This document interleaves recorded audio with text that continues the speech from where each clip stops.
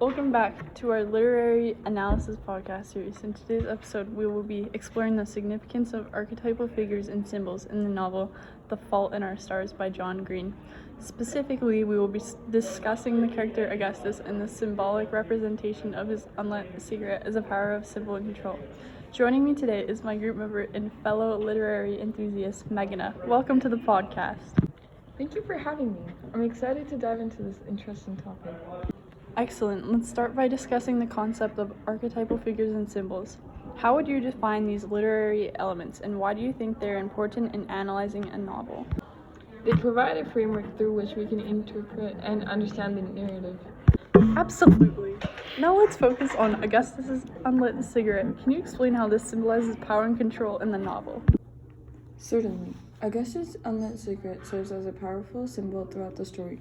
Initially, the cigarette represents death and the dangers of smoking. However, when Augustus explains his metaphorical interpretation of the unlit cigarette to Hazel, it takes on a deeper meaning. He says, "You put the killing thing right between your teeth, but you don't give it the power to do its killing." That's a thought-provoking quote. How does this perspective transform the unlit cigarette into a symbol of power and control? Augustus' refusal to light the cigarette signifies his refusal to be controlled by death. By placing the cigarette between his teeth but not lighting it, he asserts his authority over his own life and challenges the notion of fate. The unlit cigarette becomes a symbol of his strength and determination to live his life on his own terms despite the inevitable threats of his illness. Fascinating. How does this archetype of power and control through the unlit cigarette add depth to the characters and themes in the novel?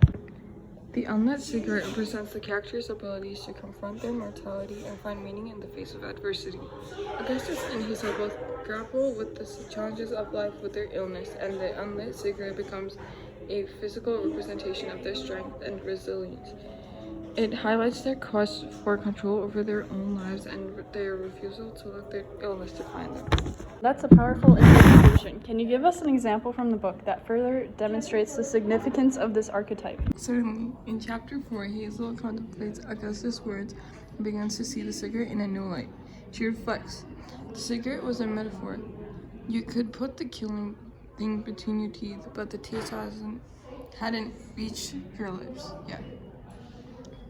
This passage emphasizes the character's ability to hold on to hope and find purpose despite the impending reality of death. It adds depth to their individual journeys and overarching themes of the novel. Thank you for sharing that touching example. As we wrap up our discussion, what do you believe readers can take away from the exploration of archetypal figures and symbols in The Fault in Our Stars?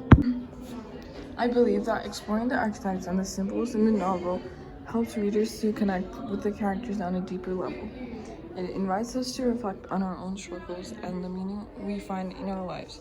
By recognizing the power and the control that the characters exhibit through the unlit cigarette, readers are encouraged to embrace their own agency and face life's challenges with resilience and determination.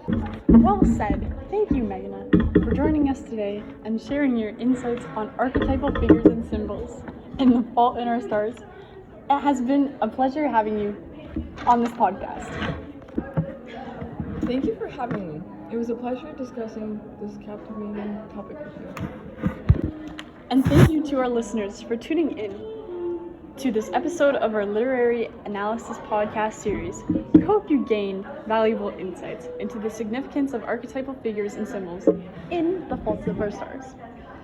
Stay tuned for more thought-provoking discussions on literature and critical lens analysis. Until next time, happy reading.